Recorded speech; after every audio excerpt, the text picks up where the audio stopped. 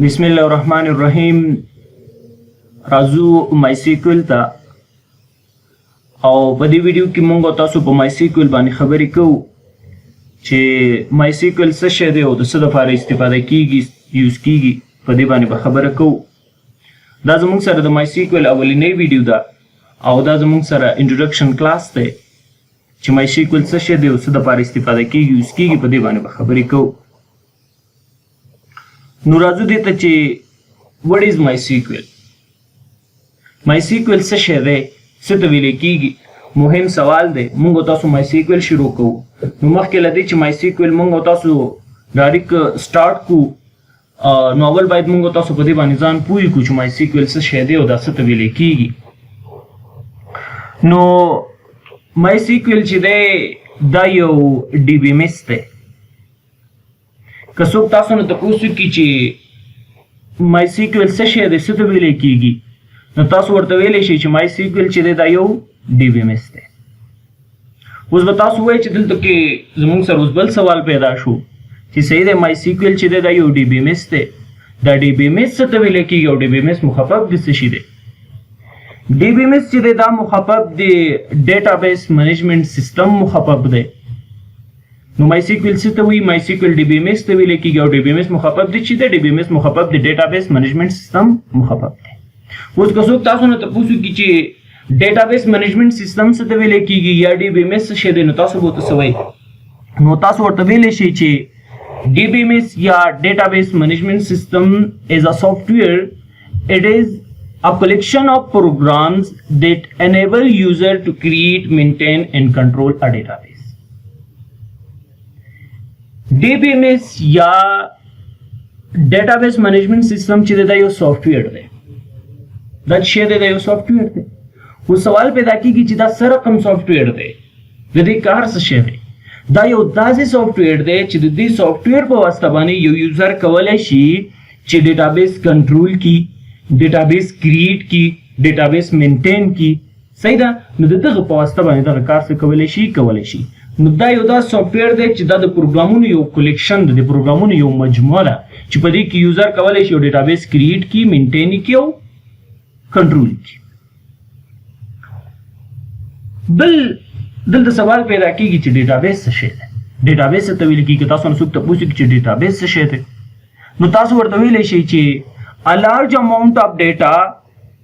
stored in a computer system so that you can find and use easily is called what? It is called database. Database دې ته ویل کیږي کله چې تاسو سره زیاته ډیټا وي، کله چې تاسو سره زیاته ډیټا وي، زیات اماونټ اف ډیټا تاسو سره وي او دا تاسو په کمپیوټر سیستم کې سٹور کوي، ذخیره کوي، وساتئ او د دنیا هر کونج، هر چیرته، په هر ځای ته چې تاسو لاړ شئ نو تاسو په اسانۍ سره وکولی شئ هغه خپله ډیټا څه کوي، اکسس کوي، وګورئ، ویوي کوي. دې ته ډیټابیس ویل کېږي. لکه مثلا تاسو سره ستاسو یو کورس دی یا پانتون دی یا یو دکان دی یا څه بل بزنس دی ستاسو. فار ایگزامپل مثلا ستاسو یو کورس دی، اوس مثلا په دغه کورس کې روزمره داخلي کېږي، څومره داخله وشوه، په دې کې مثلا څومره کتابونه خرج شول، څومره په دې کې مطلب استادانو ته معاشونه ورکړل شو. روزمره هم کورس مصارف لري. صحیح ده؟ مثلا ډوډۍ مصارف یا نور داسې اوبه وغیره، داسې انرژیانې وغیره، دا شیان روزمره مصارف راځي که نه؟ نو دغه مصارف چې دي روزمره څومره مصارف وشول، میاشتني او دا ټول، نو د دې لپاره یو سیستم ضروري دی چې یو سیستم وي، یو ډیټابیس وي چې روزمره په دې کې انټري کېږي او د میاشت په اخر کې موږ ته دا معلوم شي چې زموږ څومره انکم زموږ څومره دی، مطلب زموږ فایده او نقصان څومره شو، څومره راغلي او څومره زموږ نه لاړې. صحیح ده؟ نو دې لپاره یو سیستم تاسو باید ولرئ، یو ډیټابیس تاسو باید ولرئ. یا مثلا تاسو فرض کړه فار ایگزامپل تاسو اوس مثلا رختونو کار دی ستاسو. صحیح ده؟ ستاسو مثلا ډېر غټ کاروبار دی یا مثلا ستاسو کمپیوټرونو یو دکان دی، کمپیوټرونه خرڅوئ، 5-6 دکانونه هم دي، دوبۍ نه یا نورو ملکونو نه کمپیوټرونه راوړئ، دلته نورو دکاندارانو ته هم ورکوئ. دغه هم کوم اوس تاسو ته باید دا حساب معلوم وي چې ما څومره راوړي دي، د دې کمپیوټرونو قیمت څومره دی، چا چاته مې ورکړل، او دا ټول چې کله مطلب تاسو سره داسې یا فرض کړه مثلا ستاسو پوهنتون دی یا مثلا د پانتون هغه ډیټا شو یا مثلا نور داسې تاسو شرکت دی دغه نو دې کې هغه ډیټا چې کله مطلب تاسو سره زیاته ډیټا وي او هغه ډیټا تاسو غواړئ چې په کمپیوټر سیستم کې او په کمپیوټر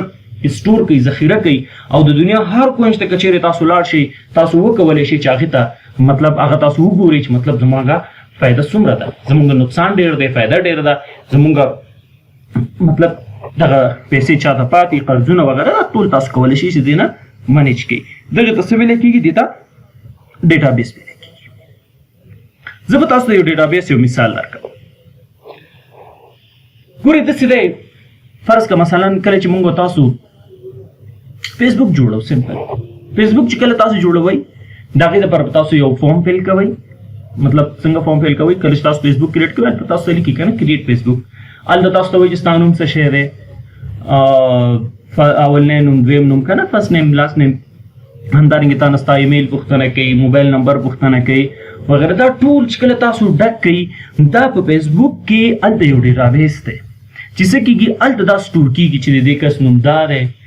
دی ایمیل دی دی پاسورډ شو دی موبایل نمبر شو دی ډیټ اف برث شو دا لوکیشن او دا ټول هغه هلته څه کېږي سټور کېږي ذخیره کېږي که بله ورځ ته غواړې چې فیسبوک ته لاګین شي بله ورځ موبایل دې بدل کړو کمپیوټر دې بدل کړل د خو تار څه سیټ کړل بله ورځ چې ته لاګین کېږي نو ته به اسانۍ سره کولی شي چې لاګین شي ځکه ستا ټوله ډیټا هلته سټور ده نو ته چې کله ورته ورکوې چې زما موبایل نمبر دا دی دا مې پاسورډ دی یا دا مې ایمیل دی دا مې پاسورډ دی څنګه چې لاګین وایي نو هغه ځي اول ډیټابیس ته ځي هلته ګوري چې دا ډیټا زموږ سره شته که نه دا یوزر زموږ سره شته که نه نو چې کله وي تا ته وایي لاګین شه یا فرض که مثلا تاسو برقي تذکره اخلئ د هغې دپاره تاسو یو فارم فیل کوئ که نه یا مثلا تاسو پاسپورټ اخلئ د هغې دپاره تاسو یو فارم فیل کوئ که نه تا بکینډ کې چې لري یو ډیټابیس لري یا بس که تاسو مثلا ویزا اخلئ نو دغه تاسو کله دا فارم چې ډکوئ د انلاین دغه کوم فارم چې تاسو درکول کېږي دا چې تاسو ډکوئ هغه مکمل دا ځي په ډیټابیس کې یو ځای کې څه کېږي سټور کېږي ذخیره کېږي اوس دغه فرض که دا کوم فارم چې تاسو وینئ دا زموږ سره یو فارم دی چې مطلب اکاونټ دی یو کس اکاونټ جوړوي نو دلته زموږ نه نوم غواړي دغه کس ایج غواړي جنډر او سیلري غواړي دا یو فارم چې کله دا تاسو ډک کړئ نو دا داسې یو ټیبل شکل راځي لکه فرض که مثلا دلته نیم موږ واچو حکمت الله ایج 23 او میل او دلته موږ د دغه سیلري واچوله نو دا اوس وګورئ چې مطلب دا زموږ سره یو فرض که مثلا زموږ سره یو استاد دی د ایج دومره دی د جنډر او دغه سیلري ده صحیح ده نو دا چې دی دا یو ډیټابیس شو کلیکشن اف ډیټا شو د ډیټا کله چې ډیټا مطلب دغه کلیکټ شي راجمع شي دې ته څه ویل کېږي دې ته ډیټابیس ویل کېږي نو دا زموږ سره یو ډیټابیس دی نو ډیټا په ډیټابیس کې دغه شانتي څه کېږي سټور کېږي ذخیره کېږي خیر که بیا هم پوه نه شوئ وروسته پرې کار کوو انشاءالله بیا پرې پوهېږئ وختي موږ وویلې چې مای سیکول چې دی دا یو ډي بي ایم ایس دی دا ډي بي ایم ایس شاید تاسو ته کلیر شوی نه وي چې ډي بي ایم ایس څه شی دی ډي بي ایم ایس څنګه کار کوي دا څه شی دی او څه ته ویلی کېږي په دې خو پوه شو چې مای سیکول څه شی دی مای سیکول یو ډي بي ایم ایس دی او ډي بي ایم ایس چې دی هغه ډیټابیس منیجمنټ سیستم دی او ډیټابیس منیجمنټ سیستم چې دی یا ډي بي ایم ایس چې دی دا یو سافټویر دی چې د دې سافټویر په واسطه باندې موږ څه کولی شو ډیټابیس کریټ کولی شو ډیټابیس مینټین کولی شو ډیټابیس کنټرول کوو صحیح ده اوس دا څنګه کار کوي مثلا څه وایم که نه وختې ما تاسو ته وویلې چې کله تاسو فیسبوک اکاونټ جوړ کړئ تاسو خپل موبایل نمبر یا ایمیل یا پاسورډ ولیکئ لاګین باندې کلیک کړئ ډایرکټ لاګین شي دا څنګه لاګین کېږي دا ډیټا کوم ځای کې سټور وه دا څنګه کار دی ګورئ دا څنګه کار کوي په دې باندې تاسو دا فیسبوک مثال زه تاسو ذکر کوم چې تاسو ټول استفاده کوئ په دې باندې پوهېږئ دا زموږ سره یو یوزر دی یوزر مطلب زه یم ته یې صحیح ده که یو کمپیوټر پروت دی تاسو راځئ فیسبوک ته خلاص کړو بر خپل موبایل نمبر ورکړئ یا ایمیل ورکړئ او لاندې د پاسورډ ورکړو لاګین کړئ صحیح ده دا څنګه کار کوي ګورئ دلته یس یوزر دی یا هر څوک چې دا ویډیو ګوري دا کوي صحیح ده دلته یو ډیټابیس هم موجود دی فرض که موږ تاسو چې کله اول ځل فیسبوک جوړوو که نه نو ډیټا چېرته سټور شوی ده ډیټا په یو ډیټابیس کې سټور ده خو اوس داسې نه دی چې مطلب زه راشم زه فیسبوک د اپلیکیشن فیسبوک والا چې کوم د اپلیکیشن جوړ کړی دی دا فیسبوک که نه دې کې چې کله زه هغه یوزر نیم پاسورډ ورکړم او زه لاګین باندې کلیک کوم بس ډایرکټ زه ډیټابیس سره کمیونیکیشن نشم کولی ډایرکټ ډیټابیس ته زما دغه یوزر نیم دغه ایمیل یا دغه پاسورډ لاړ شي او ډایرکټ ما ته وایي چې دا ډیټابیس کې شته به زه لاګین شم نه داسې دې په منځ کې یو ډي بي ایم ایس باید موجود وي ډي بي ام اس باندې دلته موږ خبرې کوو بیا به تاسو پوه شئ دا د اوس وایو دې په منځ کې یو ډي بي ام اس دی. ډي بي ام اس مطلب یو ډیټابیس مینجمنټ سیستم په دې په منځ کې موجود دی د ډیټابیس او د یوزر په منځ کې. کله چې یوزر وایي چې دا زما ایمیل دی یا دا زما موبایل نمبر دی او دا زما پاسورډ دی، زه غواړم چې څه وکړم خپل اکاونټ ته لاګین شم. کاغذ تاسو د فیسبوک اکاونټ دی او که تاسو مثلا په دفتر کې تاسو سره کوم اپلیکیشن دی کوم ویب سایټ دی هر څه چې دی هلته یوزر نیم او پاسورډ لیکل چې تاسو دا دواړه ورکړئ نو دا څه کوي دا ول راځي ډي بي ام اس ته. کله چې ډي بي ام اس ته راغله ډي بي ام اس ته راځي ورته وایي چې دا یوزر غواړي چې دې سیستم ته لاګین شي د دې یوزر نیم دا دی او دا پاسورډ دی. ډي بي ام اس څه کار کوي؟ ډي بي ام اس دا پاس کوي دا لیګ ډیټابیس دی. لیګ ډیټابیس ته وایي چې تاسو وګورئ چې آیا زموږ سره یو یوزر په نوم دی مطلب دغه کس او دغه ایمیل دا زموږ سره شته که نشته دی پاسورډ دی. نو ډیټابیس چې کوي ګوري که چېرته وي او که نه وي دته یس نو ځواب یا ترو فال ځواب هغه ډي بي ام اس ته ورکوي او ډي بي ام اس یې بیرته یوزر ته ورکوي. زیاتره وخت کله چې تاسو فیسبوک ته لاګین کېږئ که نه ستاسو ایمیل یا پاسورډ چې تاسو ورکوي او غلط پاسورډ ورکوي هلته لیکي څه لیکي هلته تاسو ته وایي چې رانګ دی پاسورډ که نه. دا ولې وایي چې رانګ دی؟ دا څه که ګورئ یوزر چې دا شیان انټر کړل دا ټول ځي اول ډي بي ام اس ته چې لاړ ډي بي ام اس یې څه کوي ډیټابیس ته ورکوي. ډیټابیس ته چې لاړ ډیټابیس یې ګوري چې هلکه زموږ سره موبایل نمبر صحیح دی یا دا ایمیل صحیح دی خو دا پاسورډ یې صحیح نه دی. نو دی څه کار کوي؟ دی بیرته ډي بي ام اس ته وایي چې داسې چل دی چې دا یوزر زموږ سره شته دی خو د دې یوزر دا پاسورډ یې غلط دی خو دا یوزر زموږ سره ډیټابیس کې موجود دی. دی وایي دا زما سره شته خو دا پاسورډ غلط دی. نو دی یوزر ته څه وایي؟ دی بیرته یوزر ته وایي چې هلکه ستا پاسورډ صحیح پاسورډ غلط دی او پاسورډ دې صحیح کړه. نو دا د ډي بي ام اس څه کار دی؟ دا د ډي بي ام اس کار دی چې ډیټا له یوزر نه اخلي ډیټابیس ته لیکي او ډیټابیس بیرته دته ریسپانس ورکوي د یوزر ته. اوس خبره دا ده چې دا ډي بي ام اس چې دي دا زموږ سره کوم دي؟ ډي بي ام اسونه چې دي لکه اوریکل چې دی دا یو ډي بي ام اس دی. مای سیکویل یو ډي بي ام اس دی. ام اس اس کیو ایل سرور یو ډي بي ام اس دی. صحیح ده؟ پوسټګریس یو ډي بي ام اس دی. همدارنګه منګو ډي بي یو ډي بي ام اس دی. مونږ او تاسو په دې کې کوم یو اوس وایو؟ مونږ او تاسو په دې کې اوس مونږ او تاسو مای سیکویل. ګورئ راځو دلته تاسو ته به دغه لږ واضح شي دغه ډي بي ام اس دلته نورم ډیټابیس چې دي دوه ټایپس لري یا دوه ډوله ډیټابیسونه موږ لرو چې یو ته سیکویل ډیټابیسز ویلی کېږي او بل ته نو سیکویل ډیټابیسز ویلی کېږي. یا یو زموږ سره سیکویل ډي بي ام اسونه دي او بل زموږ سره نو سیکویل ډي بي ام اسونه دي. ګورئ دغه هغه چې دي سوري یو زموږ سره ډیټابیس ټایپ چې یو زموږ سره سیکویل شو بل زموږ سره نو سیکویل شو. صحیح ده؟ سیکویل چې دی او نو سیکویل د دې دواړو ترمنځ فرق شی دی ځکه د دې ترمنځ باید دغه یو درې څلور دانې خو باید تاسو ته معلوم وي که زه تاسو یو انټرویو ته ځئ یو ځای ته مطلب تاسو نه څوک پوښتنه کوي نو یو درې دانې خو باید تاسو ته زده وي چې د سیکویل او نو سیکویل ډیټابیسز چې دي د دې ترمنځ هغه فرقونه څه دي. نو یو فرق دا ځان سره نوٹ کړئ چې سیکویل چې دی دا مخفف دی سټرکچر کویری لینګویج مخفف دی او نو سیکویل چې دی دا مخفف دی not only SQL مخفف دی. بل دا چې سیکویل ډیټابیسز چې دي دې ته ریلیشنل ډیټابیسز ویلی کېږي. دې ته څه وایي؟ دې ته ریلیشنل ډیټابیسز ویلی کېږي او نو سیکویل ډیټابیسز چې دي دې ته ډسټریبیوټیو ډیټابیس هم ورته ویلی شي او نان ریلیشنل ډیټابیس ورته هم ویلی کېږي. نو سیکویل څومره سیکویل ډیټابیسز چې دي دې ټولو ته ریلیشنل ډیټابیسز ویلی کېږي او نو سیکویل ډیټابیسز چې دي دا هغه ډیټابیسز دي چې دا زموږ سره چیرې دا زموږ سره یعنی ریلیشنل نه دي نن ریلیشنل دي او دغه هغه چې دي دغه نن ریلیشنل ډیټابیسز چې دي دې ته ډسټریبیوټیو ډیټابیس هم تاسو ورته ویلی شي او ویلی کېږي. صحیح ده؟ بل دا چې دغه سیکویل ډیټابیسز چې دي دا زموږ سره ډیټا چې سټور کوي نو دا ډیټا زموږ سره د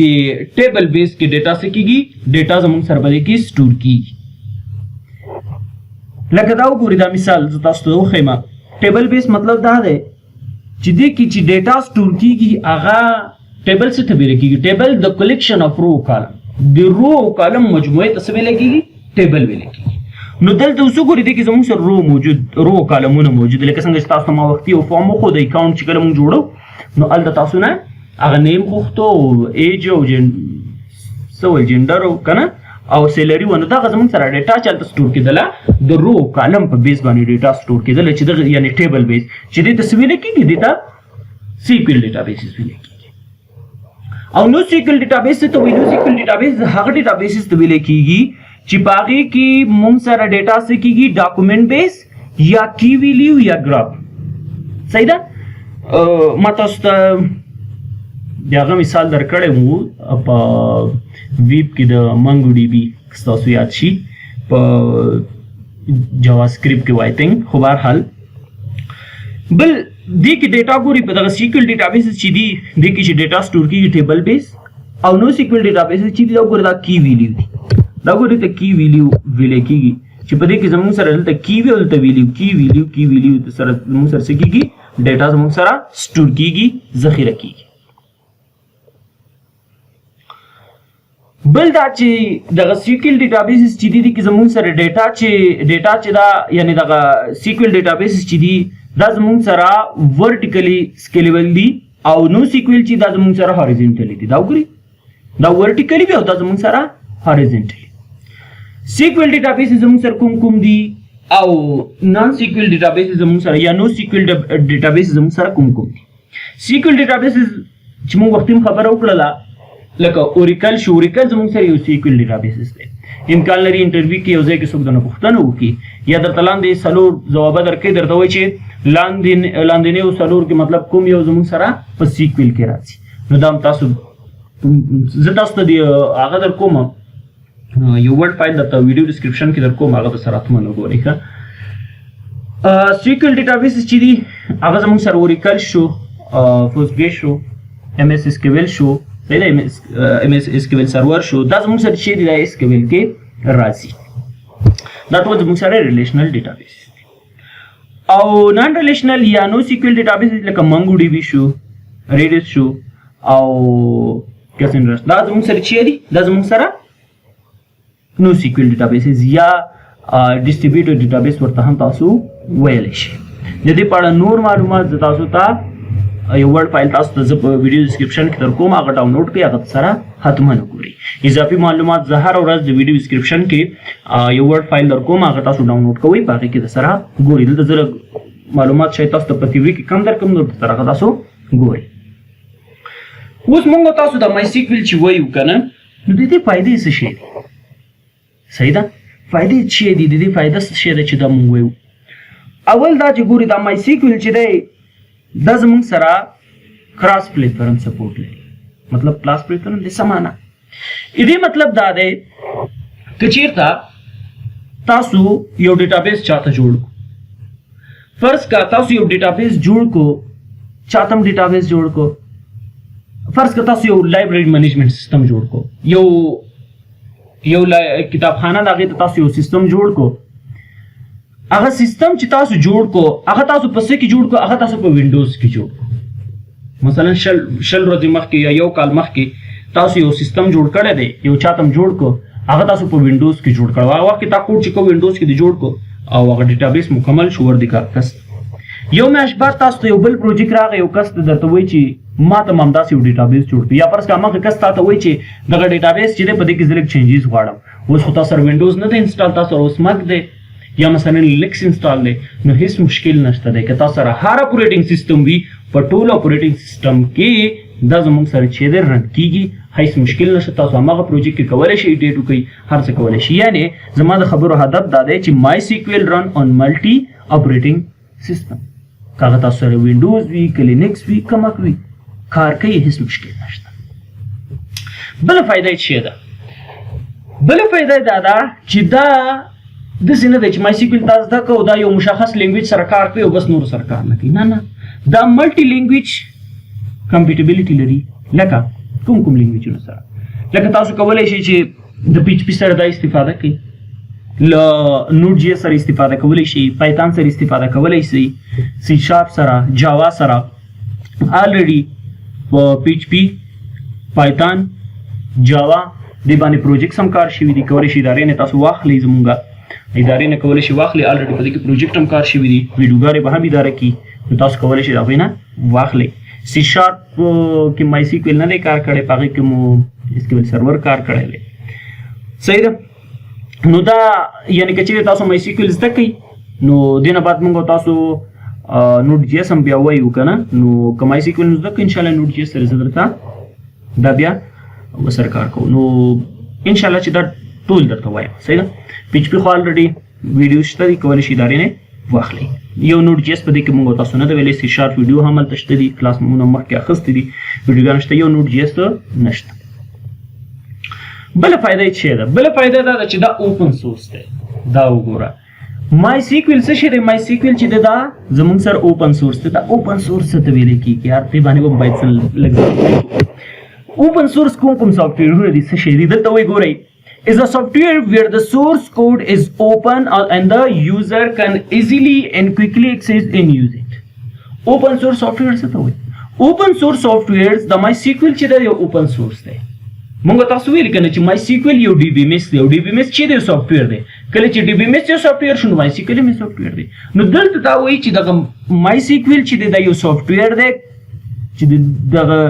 دغه سافټویر یا دغه MySQL چې دی نو دا و دا اوپن سورس دی او اوپن سورس چې دی د دې هغه کوډ چې وي اوپن وي اوپن مطلب دا دی چې یوزر په اسانۍ سره کولی شي هغه کوډ اکسس کی هغه کوډ یوز کی استفاده یې کی نه دا چې دغه یوزر کولی شي دغه کوډ دلته وایي فري اینڈ اوپن سورس سافټویر ویر یو ناٹ اونلی هیو ایکسس ټو فریلی یوز پروګرام بټ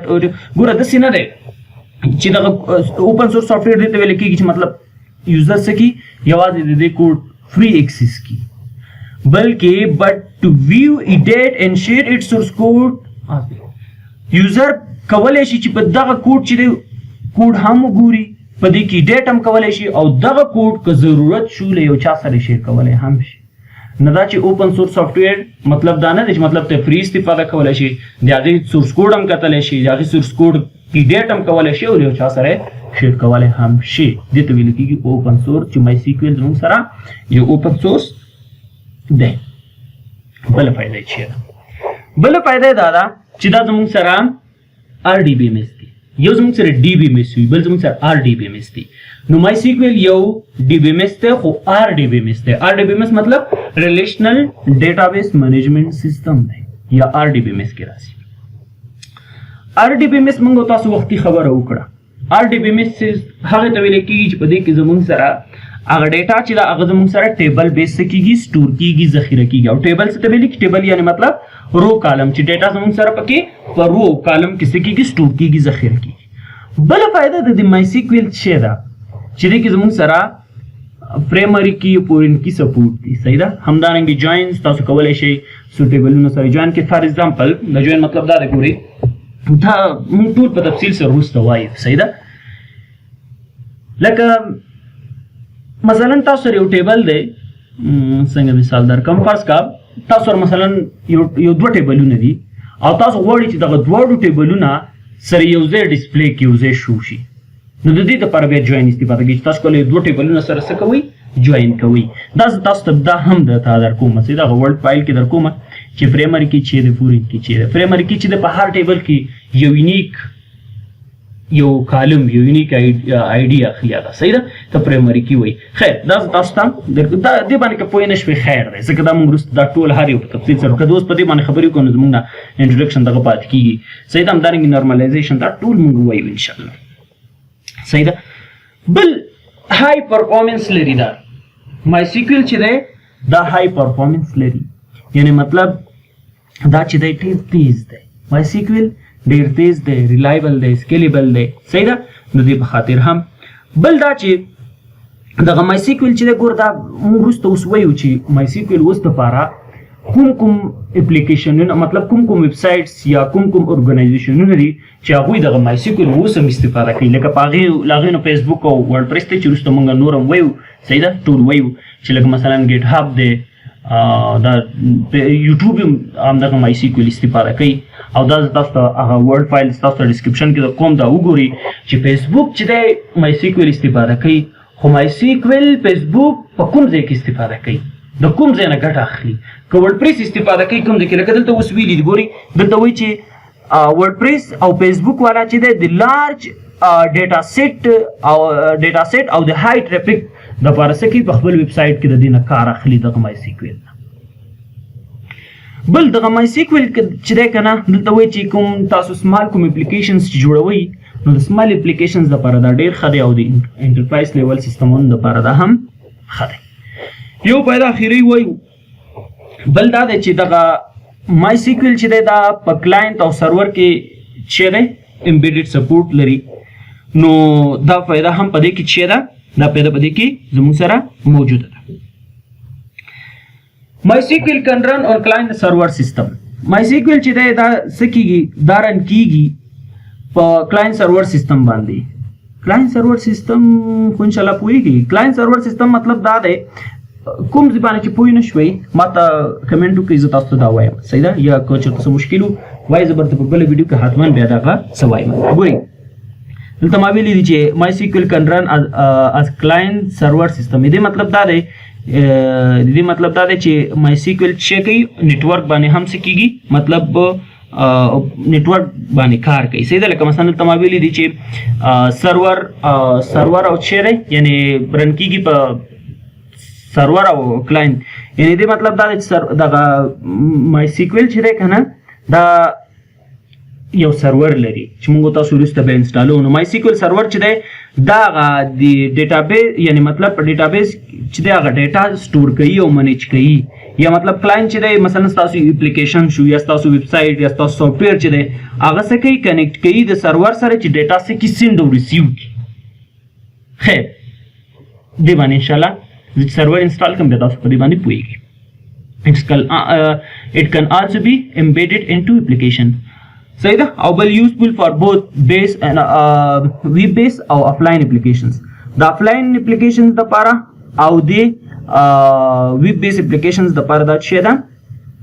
دا استفاده کوي خلک او یوز کوي دغه web based applications چې دي چې په دې کې څه کوي ریکویسټ سینډ کوي MySQL ته سرور او خیر بیا مونږ اوس ځکه تاسو ته اوس په دې باندې اضافي خبرې کوم بیا پور کېږي خو صرف دومره پوه شئ چې دغه هغه چې دی MySQL دا ویب بیس او اپلاین بیس اپلیکیشنز دپاره څه کېږي استفاده کېږي یوز کېږي لکه دلته اوس وګورئ د همدې دپاره چې تاسو ښه پوه شئ دا زه تاسو ته لاندې سلایډ کې ما تاسو ته دا یو څه اډ کړل دا د سره بیا تاسو وګورئ صحیح ده دا ما هایډ کړي ول خو شو مې دې په خاطر کړل چې دا خبره تاسو کنفیوز نشئ دې په خاطر مې دا واچول دا سره وګورئ که درته ویې وایم ګوره دلته ما لیکلي دي چې MySQL can run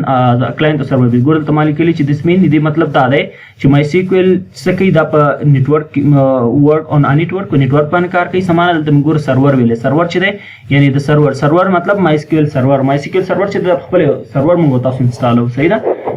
لکه مثلا زم شو وم شو دا موږ انسټالو بیا موږ دا موږ سره کار کوي بیا خیر چې کله موږ بل ویډیو کې موږ انسټالیشن وایو په تاسو په دې باندې پوه شئ انشاءالله ګوره سټور اینډ منیج د ډیټابیس چې کوم څه کار کوي سټور او منیج کوي ډیټابیس صحیح ده ډیټابیس کې تاسو سټور چې کوئ یا منیج کوئ د دغه سرور په واسطه کوئ چې که چیرې تاسو دغه سرور ونه لرئ یا انسټال نه کوئ نو تاسو بیا نشئ کولی چې ډیټابیس سټور یا منیج کوئ او کلاینټ چې دلته ویلې مثلا تاسو کوم اپلیکیشن چې تاسو استفاده کوئ کوم ویب سایټ دی یا کوم سافټویر چې دی صحیح ده چې هغه connect to the server to send and receive data چې دا تاسو څه کوئ د کوم اپلیکیشن چې مثلا فرض کړئ تاسو اپلیکیشن چې د مثلا لایبرری منیجمنټ سیستم دی یا ډیجیټل ارشیو سیستم دی یا MIS دی هر څه چې دی صحیح ده دغه اپلیکیشن دغه ویب سایټ دغه سافټویر دا څه کوي دا د سرور سره کنیکټ کیږي تاسو څنګه وکړئ ډیټا سینډ او ریسیو کوي او ویب بیس اپلیکیشن چې دی دا هم همدغه شانتي دي اوس ګورئ کوم ویب سایټس دي چې هغه اوس هم دغه MySQL استفاده کوي او دا مې تاسو ته ویلي بیا هم درته بار بار تکراروم چې تاسو نه رسي ویډیو ډسکرپشن کې درته یو فایل در کوم هغه سره وګورئ لکه مثلا ته ما ویلي چې دا فیسبوک اوس هم MySQL استفاده کوي ټویټر یې استفاده کوي ګوګل یې استفاده کوي ویکیپیډیا یې استفاده کوي یوټیوب یې استفاده کوي فیسبوک یې استفاده کوي په کوم ځای کې استفاده کوي صحیح ده په کوم ځایونه کې ټویټر لکه وختي مونږ ویلي چې فیسبوک چې دی دا د ټریفیک مطلب د ویب سایټ باندې کوم ټریفیک چې راځي که نه د هغې دپاره هم داسې کار کوي د MySQL نه استفاده اخلي ټویټر ښه یوټیوب شو ورډپریس شو ګیټ هب شو نیټفلیکس شو دوی څه کوي همدغه MySQL استفاده کوي ښه راځو اوس دې ته چې موږ تاسو دغه کورس چې وایو که نه د مای سیکویل په دې کې موږ کوم څه وایو. اول خو دا کورس چې دی مکمل مطلب زه تاسو په یوټیوب باندې اچوم مکمل فری دی صحیح ده او بګنر ټو ایډوانس دی انشاءالله له بیخي له صفر نه چې څنګه ټیبل جوړیږي او څنګه مطلب ډیټابیس بیخي له صفر نه تر ایډوانس پورې زه تاسو ته دا وایم. دا زموږ ویډیو اولنۍ ویډیو د لږ به بورینګ وي ځکه چې انټروډکشن دی که دې باندې پوه یم نه شوي نو بلې ویډیو حتما هغه سکپ نه کوي انسټالیشن دی او هغې نه بعد موږ پریکټیکل کار شروع کوو. ګورې دغه اولنۍ دغه چې زه درې پلیلیسټ جوړوم یو به مین پلیلیسټ جوړو چې په هغې کې به د بګنر ټو ایډوانس ټول اچو. اول چې بګنر لیول چې دی مطلب هغې کې به انسټالیشن اول چې اولنۍ ویډیو دا ختمه شوله چې مطلب مای سیکویل څه ته ویلی کېږي مای سیکویل څه شی دی هاو ټو انسټال مای سیکویل څنګه انسټالیږي او چې زه په خپله هم استفاده کوم دغه مای سیکویل ورکبنچ چې دی چې دا څنګه انسټالیږي یا کمنډ لاین چې دی هر یو چې تاسو استفاده کوو نو دغه شیان باندې به خبرې کوو چې څنګه کریټینګ یور فرست ډیټابیس چې ډیټابیس څنګه کریټ کېږي څنګه کولی شو ډیټابیس جوړ کړو او همدارنګې کریټ او ریډ او دا ټول انشاءالله چې په تفصیل سره وایو. دغه ریلیشنشپونه چې دي صحیح ده لکه موږ تاسو ویلي چې مای سیکویل زموږ سره یو ریلیشنل ډیټابیس دی نو په دې کې زموږ سره ریلیشنشپونه موجود دي لکه 1 to 1 دی 1 to many دی صحیح ده نو دې باندې به خبرې کوو. منی to 1 هم شته دی. بل زموږ سره انټرمیډیټ لیول چې کوم ټاپکس دي دې باندې به خبرې کوو صحیح ده چې جوین ما تاسو ته وختي ویلي چې جوینز دي صحیح ده نو وغیره دا نور ټاپکونه چې دي همدارنګې ایډوانس لیول کې په دغه ټاپکونه کوم چې تاسو ته په سکرین باندې ښکاري دا ټول ټاپکس به انشاءالله موږ تاسو کور کوو. نو دا زموږ سره د نن ورځې درس چې مای سیکویل د څه شی دی او دا د څه لپاره موږ استفاده کوو او کوم ټاپکس به موږ په دې کې کور کوو. انشاءالله په بله ویډیو کې موږ تاسو په انسټالیشن باندې خبرې کوو چې څنګه مای سیکویل څنګه موږ انسټال کوو.